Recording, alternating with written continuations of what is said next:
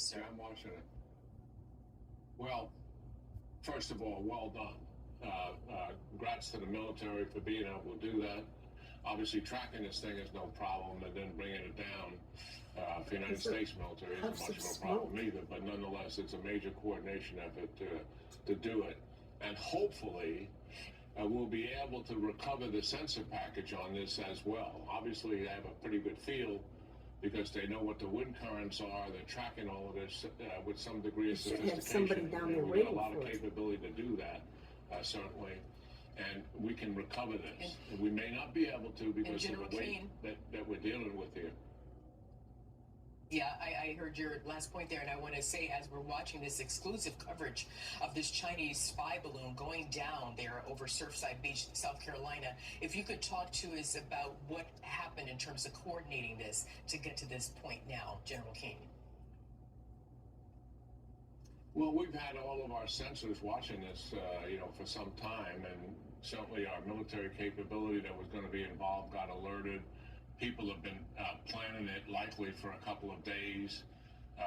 I'm assuming the president, made a decision within the last 24 hours to take this out. They probably presented him with a number of options of where the best place to do it. Certainly heading to the East Coast, which is considerably more populated than Montana was.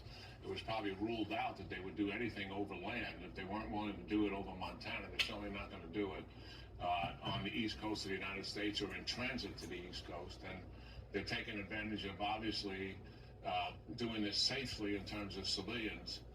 And it's not a complicated operation, I don't believe, for the United States military to take a balloon moving at the speed it's moving at and bring it down. So the coordination to do that and the intelligence to bring all of that together is not a major problem for us at all. Now, can we recover the sensor package? That's going to be iffy, given the size of this thing and how much it weighs. But nonetheless, we finally did what we should have done at the beginning. Remember, this was approaching the United States over water. It was approaching the Aleutian Islands over water. And we had plenty of opportunity to take it down then, and that's when it should have happened. We had to be tracking it from mainland China across the Pacific Ocean, and we had plenty of warning to put together an operation that we are conducting now on the East Coast that should have been done there. And by the way, we have alert aircraft in Alaska for the principal reason of a penetration coming largely from Russia.